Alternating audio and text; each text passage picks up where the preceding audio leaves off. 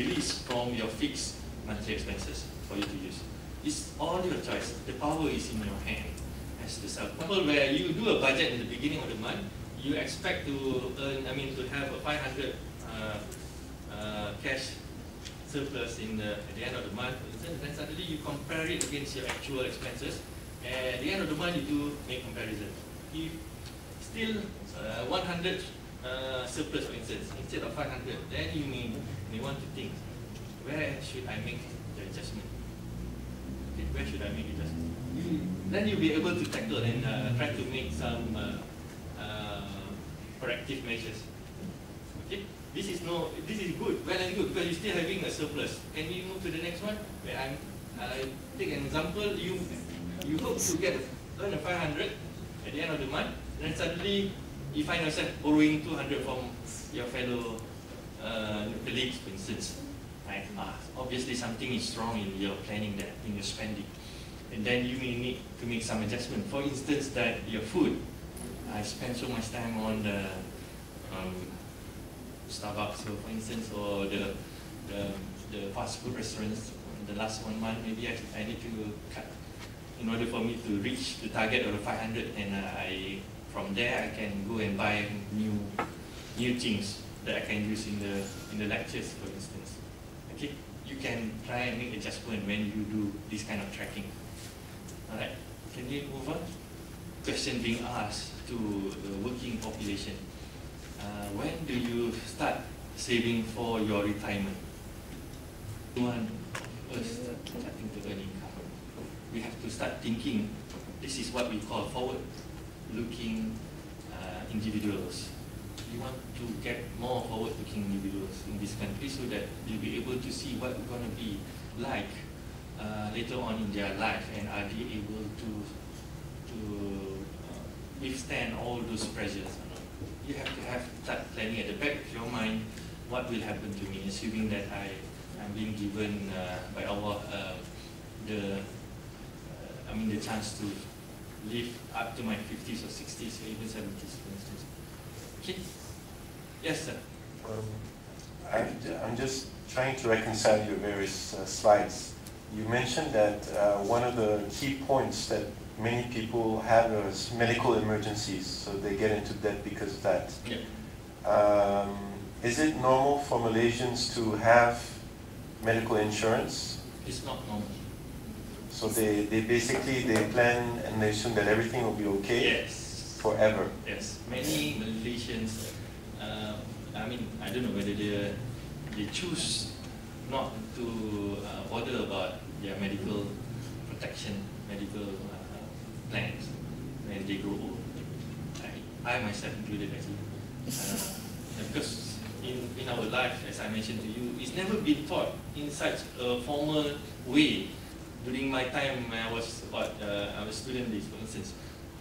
Now I'm just beginning to start worrying about that and start looking for the best medical plans. But at the same time, there's also a lot of other obligations that I need to consider and take care of.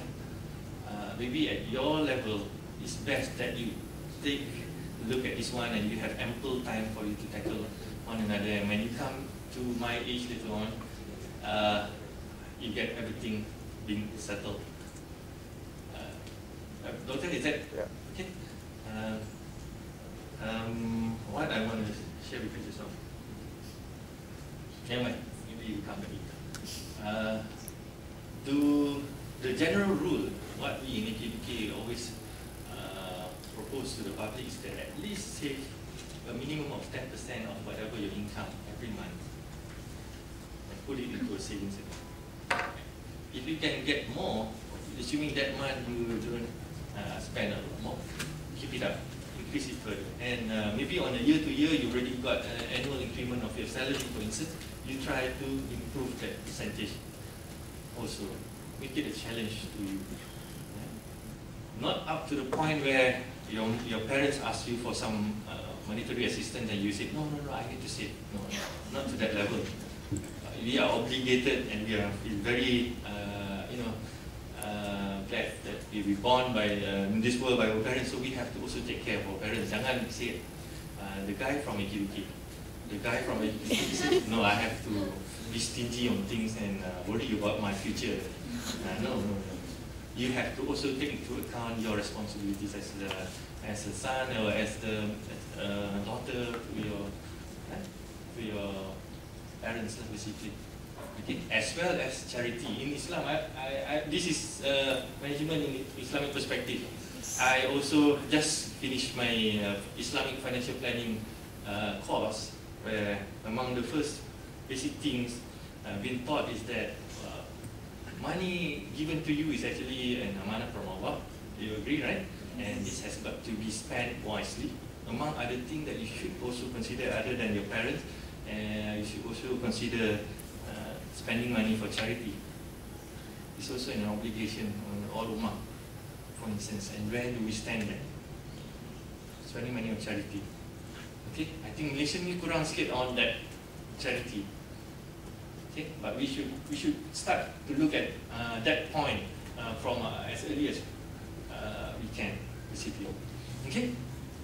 One way for you to assist you to inculcate savings habit, to grow your saving, is to start, enter into an automatic savings arrangement with your bank, for instance, direct debit every time, every month, 10% of your income, without you knowing it. Because sometimes you were to make that apportionment yourself, sometimes you may think that you dilly-dally on it and eventually you will not do it. But if make it an automatic savings, for all you know, at the end of the month, another 30. For all you know, at the end of the month, right, you got a sizable sum of money stored in your savings. Okay?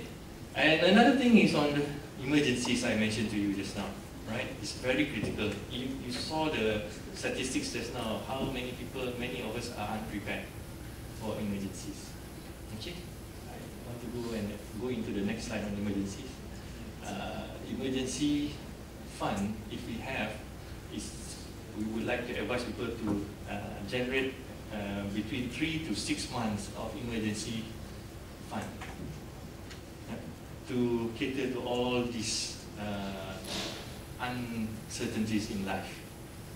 Okay, 3 to 6 months worth of your basic living expenses equivalent. If your monthly living expenses is about 10,000, assuming you have a very big family. So what I mean by the 3 to 6 months, at least if it's 6 months, you have to have a 60,000 emergency buffer fund. This has got to be placed in a very liquid instrument for you to withdraw anytime easily. And this has got to be different than other savings that you have. This just to cater for any eventualities. Right? Can we move on then? Manage your borrowings. I got 2-3 more slides. I have to go quickly on this one. Maybe Q&A we can touch on this one. One thing I just want to share is that whenever we start to borrow from banks, from licensed financial institutions, don't go to Along.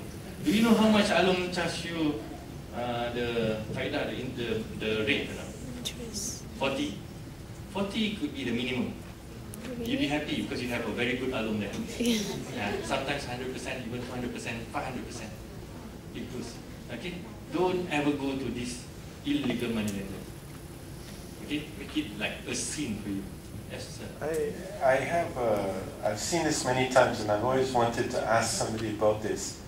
In almost everywhere you can see, Along seem to be advertising openly. What is the government doing about this? Thank you, Rizal. I just want to inform everyone, there are 2 or 3 types of sources of borrowing that you can get. One is from the licensed financial institution, licensed by the Bank Negara. Okay, you know about these institutions. Second one, licensed money lenders. Licensed money lenders are private entities who give out loans to small loans, maybe maximum 50,000 to individuals. That's where you see this always pasted on lampposts or TNB things, for instance, right? These are licensed. They are licensed by the Ministry of Domestic Trade, if I'm not mistaken. Okay. they can't take deposits, but they can give out loans. Whereas the banks, they can take deposits from individuals like you and me, and from that deposit, they give out loans, right?